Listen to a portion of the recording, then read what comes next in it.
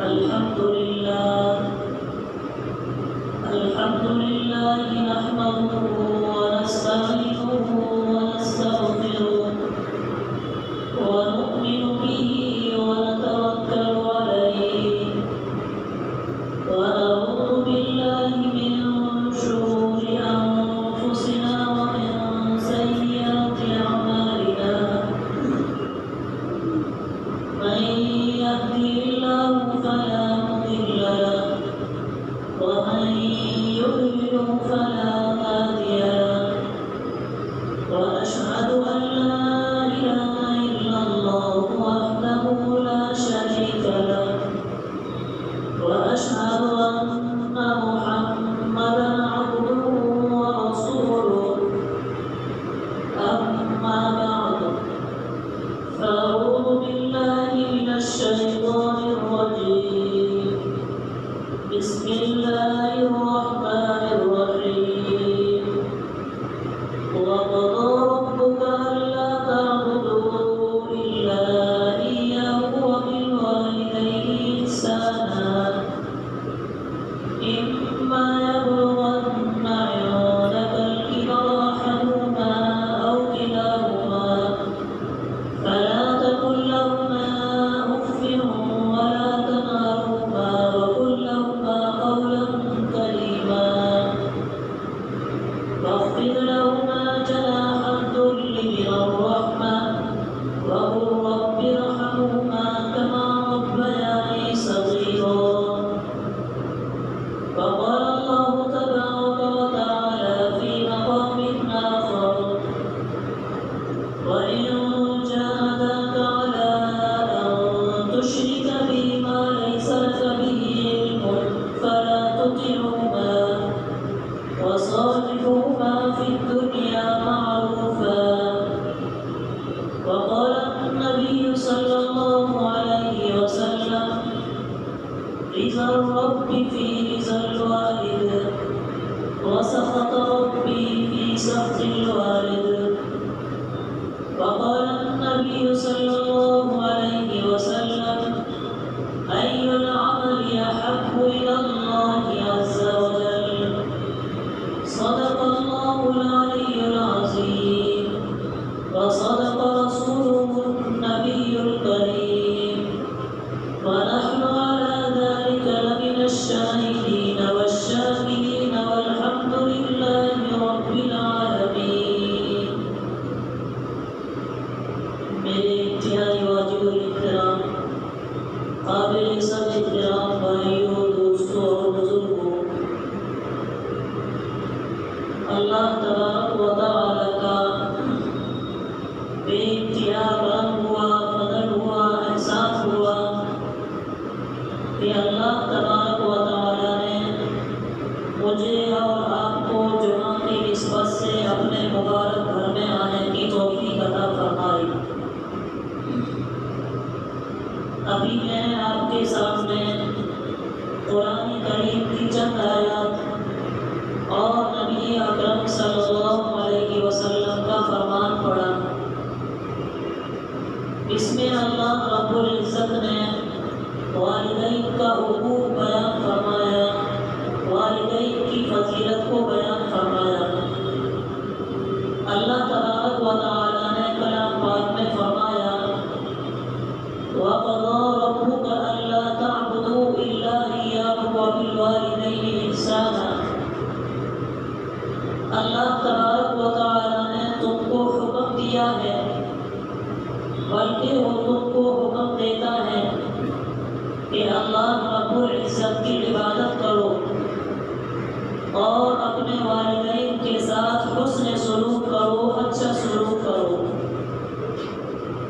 اللہ تبارک و تعالی نے کلام پاک میں فرمایا اما یبلغن عندک الکبر احدهما او کلاهما فلا تقل لهما اف، اور فرمایا جب وہ دونوں یا ان میں سے کوئی ایک بڑھاپے کو پہنچ جائے تو ان کو اف تک ہی نہ کہو، ان کے سامنے نرمی سے بات چیت کرو اور ان کے سامنے اپنے بازوؤں کو خدمت کے لیے بچھا دو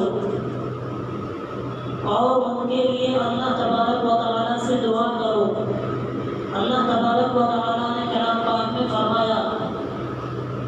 واخفض لهما جناح الذل من الرحمة وقل رب ارحمهما كما ربياني صغيرا.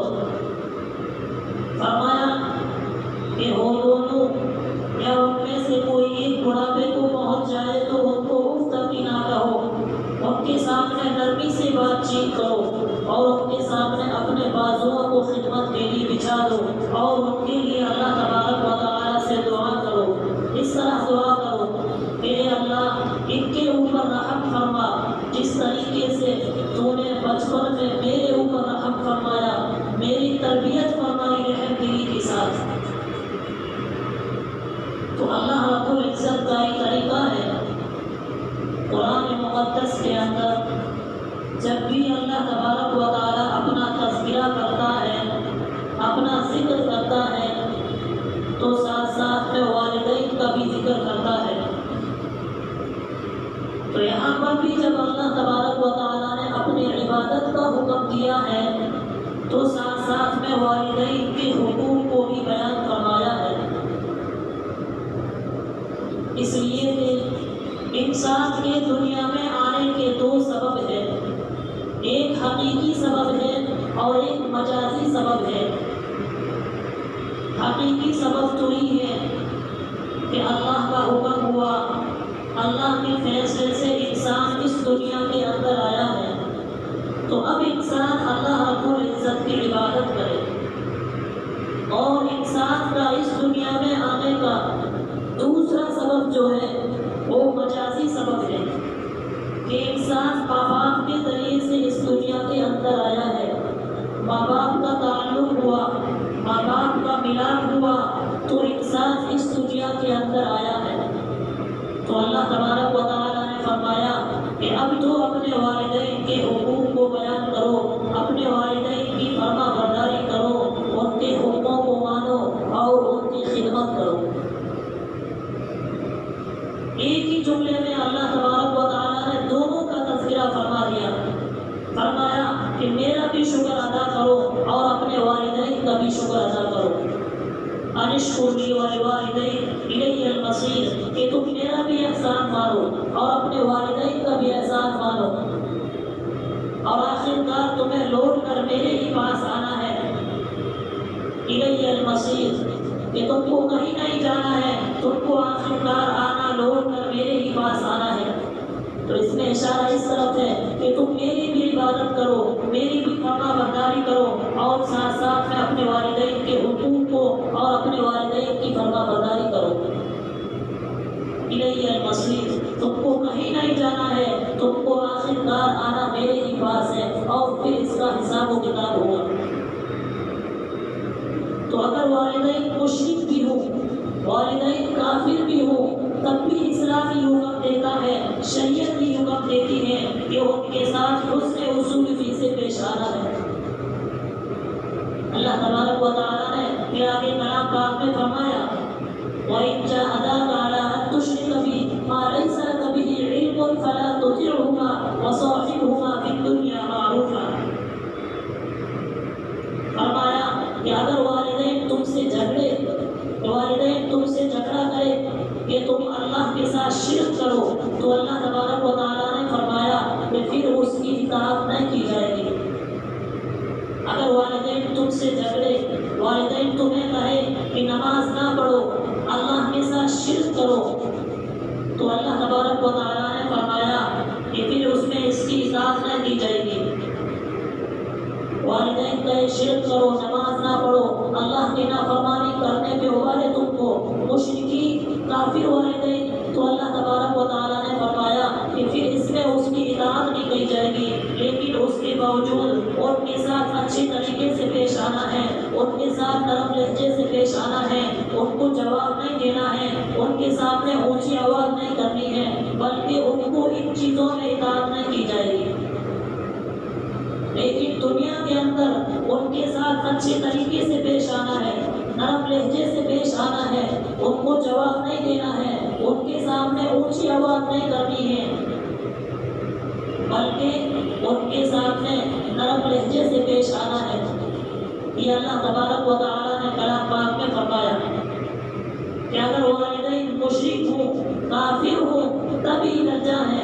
تو اگر والدین مسلمان ہوں، مومن ہوں، تو کیا اونچا مقام ہوگا اور کیا اونچا درجہ ہوگا.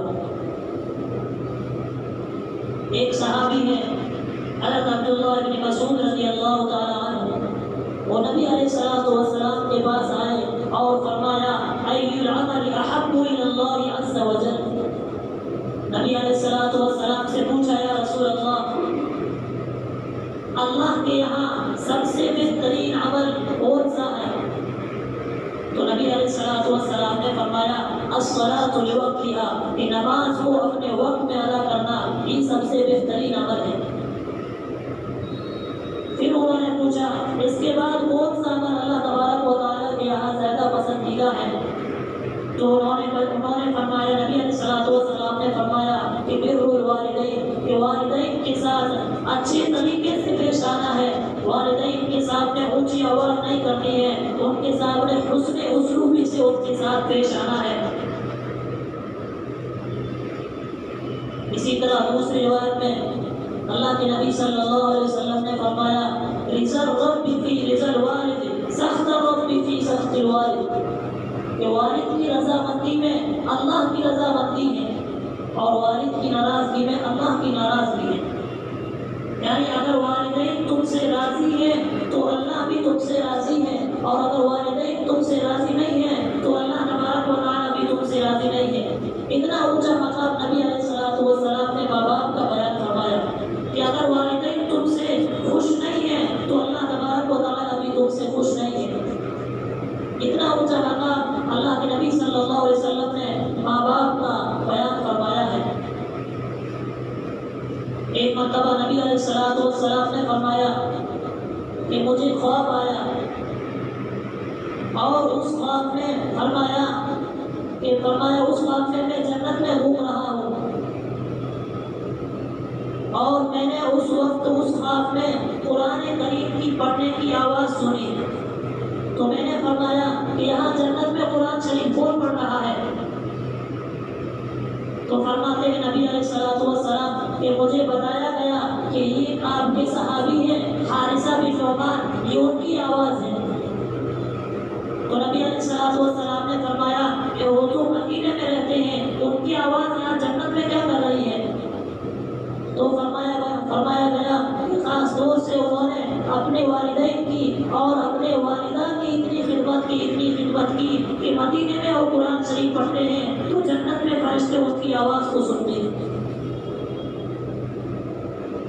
اسی طرح ایک دوسری روایت میں نبی علیہ الصلوۃ والسلام کے پاس ایک صحابی آئے اور فرمایا رسول اللہ، تمام لوگوں میں اللہ کے یہاں تمام لوگوں میں زیادہ بہترین عمل کون سا ہے؟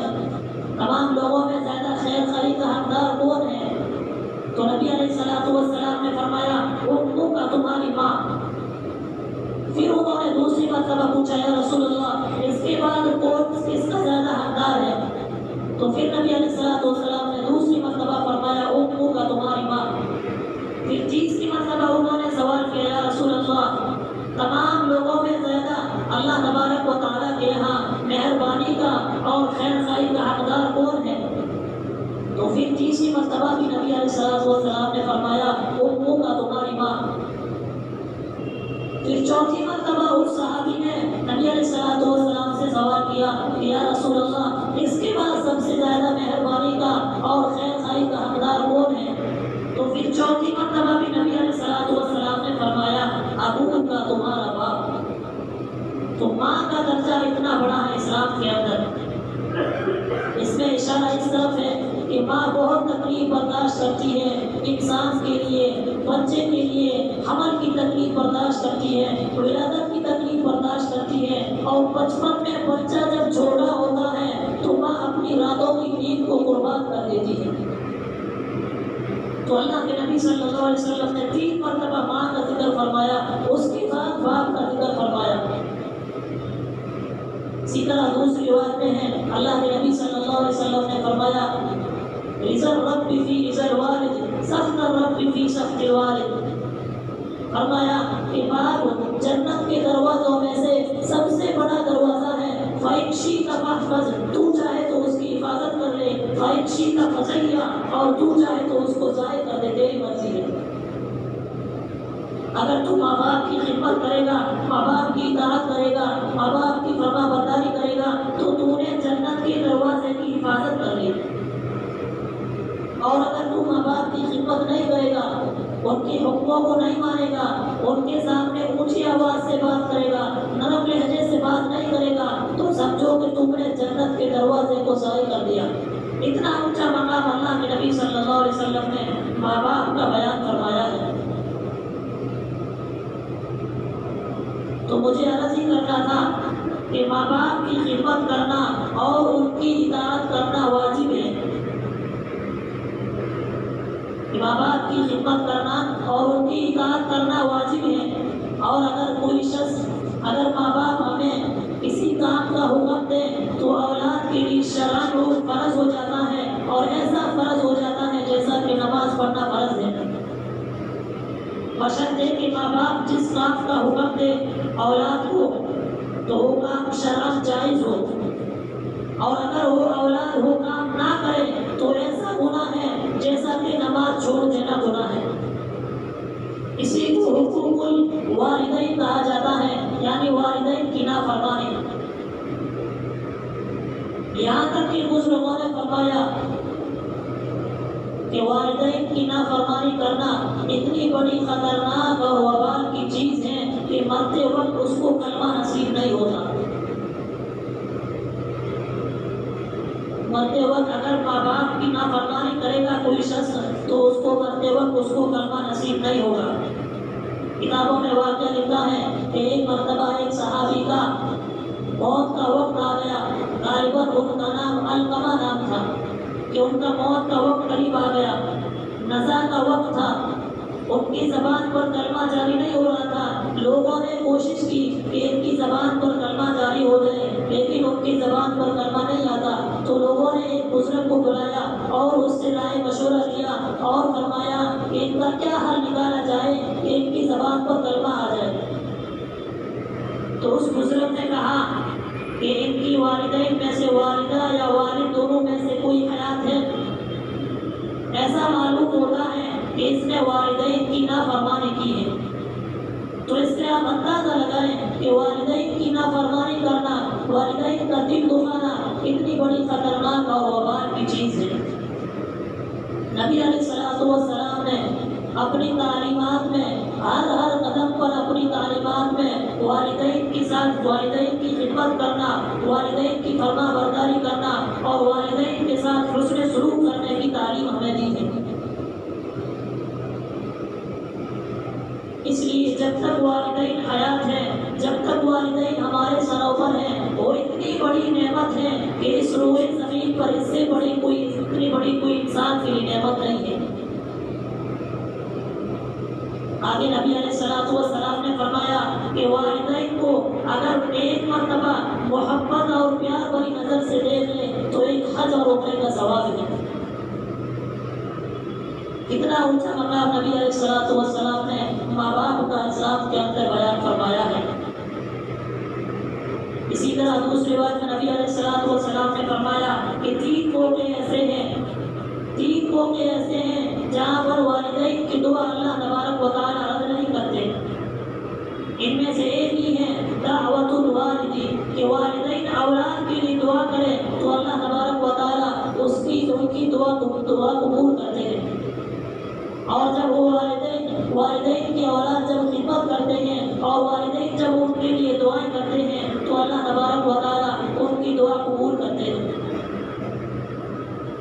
اس لیے میرے محترم بزرگوں اور دوستوں، اگر کوئی شخص، اگر کوئی انسان اپنے ماں باپ کے لیے مغفرت کی دعا کرتا ہے، چاہے وہ ماں باپ دنیا میں ہے یا وہ فوت ہو گئے، اگر کوئی شخص کثرت سے ماں باپ کے لیے مغفرت کی دعا کرتا ہے، چاہے وہ ماں باپ دنیا میں ہے یا دنیا سے رخصت ہو گئے، فوت ہو گئے ہیں، تو اللہ تبارک و تعالیٰ نے فرمایا، بزرگوں نے فرمایا کہ اس انسان کو اللہ تبارک و تعالیٰ مرتے دم تک کسی کا محتاج نہیں کریں گے۔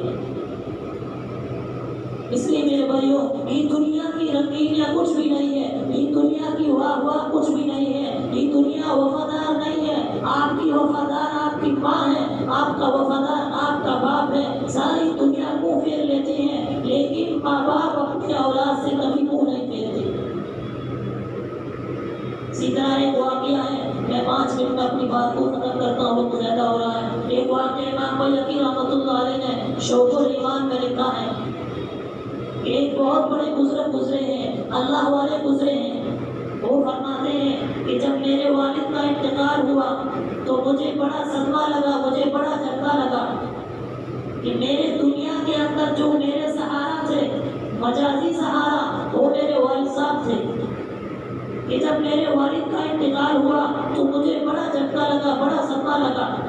وہ فرماتے ہیں کہ والد کے انتقال پر میں ہر ہفتے کو، ہر جمعے کو اپنے والد کی قبر پر جاتا تھا، اثار ثواب کرتا تھا اور ان کے لیے دعائیں کرتا تھا۔ کچھ عرصہ تک یہ سلسلہ چلتا رہا، کچھ عرصہ گزر گیا تو سستی اور غفلت طاری ہو گئی، کبھی کبھار پہنچ جاتا تھا۔ تو فرماتے ہیں کہ ایک مرتبہ میں قبرستان گیا کہ میں اپنے والدین کے لیے دعا کر دوں، اثار ثواب کر دوں۔ تو فرماتے ہیں پڑوس میں ایک درخت تھا اور میں ٹیک لگا کر بیٹھ گیا تو میری آنکھ لگ گئی، میں سو گیا۔ وہ فرماتے ہیں جب میری آنکھ لگی تو میں نے نیند میں ایک خواب دیکھا اور اس خواب میں نے اپنے والد کی زیارت کی۔ ایسے واقعات اللہ تبارک و تعالیٰ ظاہر فرما دیتے ہیں۔ تو وہ فرماتے ہیں کہ جب میری آنکھ لگی تو میں نے اپنے والد کی زیارت کی۔ فرماتے ہیں میرے والد قبر کے اندر بیٹھے ہوئے ہیں، کفن ان سے لپٹا ہوا ہے، چہرے پر بشاشت ہے، چہرہ کھل رہا ہے۔ تو میرے والد نے مجھ سے کہا کہ تم پہلے تو ہر جمعے کو آتے تھے، ہر ہفتے کو آتے تھے، اس مرتبہ اتنی زیادہ تاخیر کر دی۔ تو اس نے کہا کہ میرے آنے کا آپ کو پتہ کیسے چل جاتا ہے کہ میں یہاں آیا ہوں؟ تو والد صاحب نے کہا کہ مجھے پتہ چلتا ہے کہ جب تم اشارے ثواب کرتے ہو، دعائیں کرتے ہو، تو مجھے بھی پتہ چلتا ہے، اور جو ارد گرد جو مردے دفن ہے ان کو بھی پتہ چلتا ہے، اور یہ لوگ مجھے آ کر کہتے ہیں کہ دیکھو تمہارا بیٹا آیا ہوا ہے، تو یہ لوگ بھی خوش ہو جاتے ہیں۔ تو سفیان بن عیینہ رحمۃ اللہ فرماتے ہیں کہ اس کے بعد میں نے اپنا معمول بنا لیا کہ میں پہلے سے زیادہ قبرستان جاتا تھا۔ اس سے ہمیں یہ سبق ملتا ہے کہ ہم کو بھی اپنے والدین کی قبر پر جانا چاہیے، قبرستان جانا چاہیے، کیونکہ نبی علیہ الصلوۃ والسلام نے حکم بھی دیا ہے، حدیث شریف کا مفہوم بھی ہے، زوروها فإنها تذكر الآخرة، کہ تم قبروں کی زیارت کرو، قبریں تمہیں موت کی یاد دلاتی ہے۔ جب انسان قبرستان جاتا ہے تو اسے اپنی موت یاد آتی ہے کہ ایک دن ہمیں بھی یہی آنا ہے، ایک دن ہمیں بھی لوگ کندھوں پر اٹھا کر یہاں لے کر چھوڑ دیں گے، تو ہمیں بھی قبرستان جانا چاہیے۔ آج ہم نے رسم بنا لی، وہ رسم و رواج ہے کہ سال میں ایک مرتبہ چلے گئے قبرستان، یا شب برات کو پہنچ گئے قبرستان، اس کے بعد ہم نے چھٹی کر لی۔ نہیں، آپ قبرستان جائیں، اپنے والدین کی قبر پر، اپنے اعزاء اقارب کی قبر پر، اور نہ جانے ایسے کتنے واقعات آپ کو مل جائیں گے کہ ہم نے قبرستان جانا چھوڑ دیا، کہ قبرستان کی جو حفاظت ہونی چاہیے تھی وہ قبرستانوں کی حفاظت نہیں ہوئی۔ اسی طرح آج ہم نے مسجدوں کو بھی ویران کر دیا۔ بہت سارے پیپروں میں آتے رہتے ہیں کہ فلاں مسجد ویران تھی، اس میں نمازیں آتے نہیں تھے، تو لوگوں نے اس پر قبضہ کر لیا، حکومت نے اس پر قبضہ کر لیا۔ کیونکہ اس میں نمازی تو نماز پڑھنے کے لیے آتے ہی نہیں ہیں۔ یہ ہماری کمی ہے، مسلمانوں کی کمی ہے کہ ہم قبرستان جائیں، اپنے والدین کے لیے، اپنے اعزاء اقارب کے لیے، ان کے لیے دعائیں کریں، ان کے لیے اثار ثواب کریں۔ صرف آج ہم نے رسم بنا لی کہ سال میں ایک مرتبہ چلے گئے تو چلے گئے، نہیں، ہم قبرستان جائیں، اپنے والدین کی قبر پر جائیں۔ آج نئی نسل کو، نئی جنریشن کو تو پتہ بھی نہیں ہے کہ دادا کی قبر کہاں ہے، پردادا کی قبر کہاں ہے، اور بہت سے لوگوں کو تو یہ بھی پتہ نہیں ہوگا کہ والد کی قبر کہاں ہے۔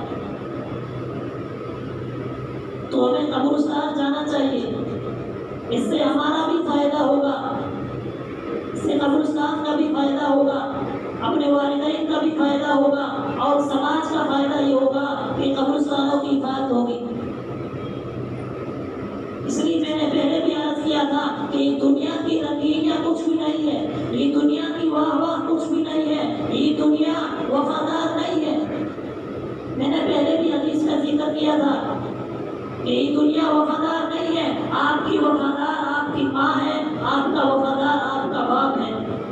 ساری دنیا منہ پھیر لیتی ہے لیکن ماں باپ اپنی اولاد سے کبھی منہ نہیں پھیرتی.